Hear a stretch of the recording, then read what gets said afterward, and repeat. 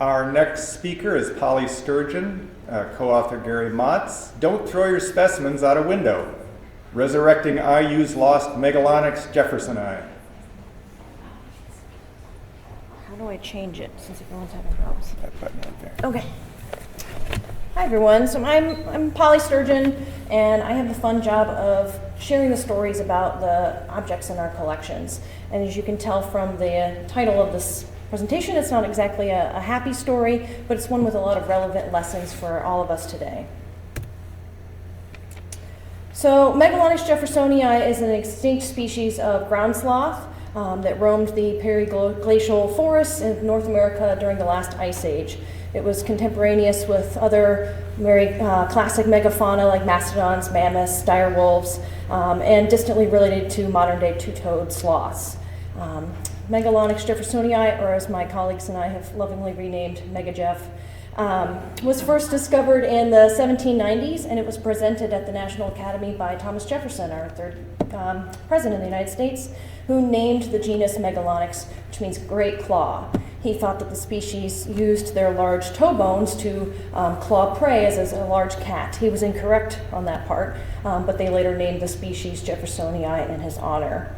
In 1848, so about 4 decades after Thomas Jefferson named the genus, a group of school children were going on a field trip on the Kentucky side of the Ohio River, and they discovered an assemblage of bones, animal bones, in a marl bed along Canoe Creek. And this bed was excavated over the course of about 2 years, and it produced the most complete, a nearly complete skeleton of Megalonyx. It was later found to be more complete than the actual type specimen of Megalonyx jeffersonii. The bones were given to David Dale Owen, Indiana's first state geologist, and he added them to the Owen collection there in New Harmony, Indiana. Owen had amassed a large collection of specimens, 85,000 specimens in his personal collections from his both state-funded and federally funded geological surveys that spanned all the way up to Lake Superior down to Arkansas, as well as the personal collections of William McClure, his mentor, who's often called the father of American geology.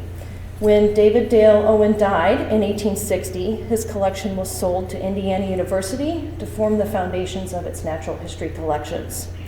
That collection was immense. It took 8 railroad cars to ship it up to the university campus, and it was celebrated as a big lure to draw new students, and they put it up in this new building, which you can see here. This is the Science Hall, a couple of years after it first opened. And the big sloth mounted in the middle of the screen is actually not Megajef. That is a Ward's cast of a Megatherium. Megajef are the pile of bones around his feet on the wooden platform. This is the only known photograph of Megajef, however.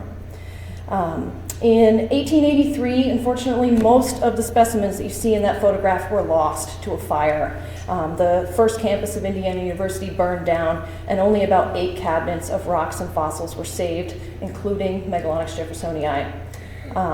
The new campus rebuilt in a new location, and they put up the first building as Owen Hall to specifically house the saved rock and fossil materials from the Owen cabinet. In 1901, Megajef was finally mounted by Carl Eigenmann, a prominent zoologist on campus. But when Eigenmann left to go to a different university, the collections on campus started to fall into disrepair.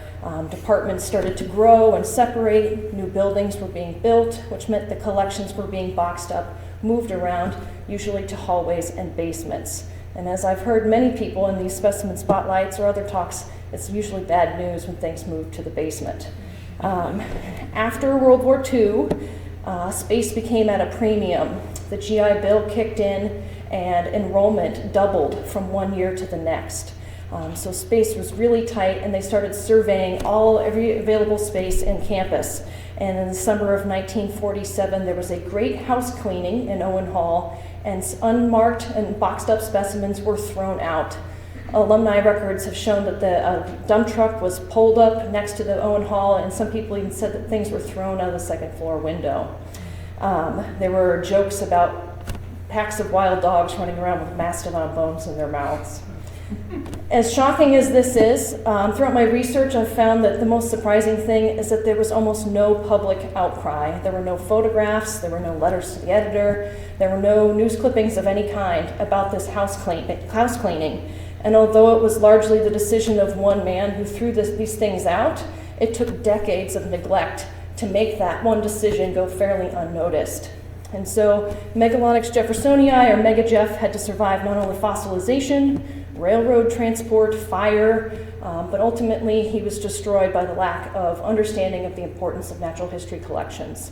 And so, as the title of my presentation said, we are resurrecting this specimen, not only as a physical object, we're working to digitally reconstruct a copy of Mega Jeff, but we also want to resurrect him in the public mind so that we can hold the university's feet to the fire a little bit and make sure that this never happens again. Thank you.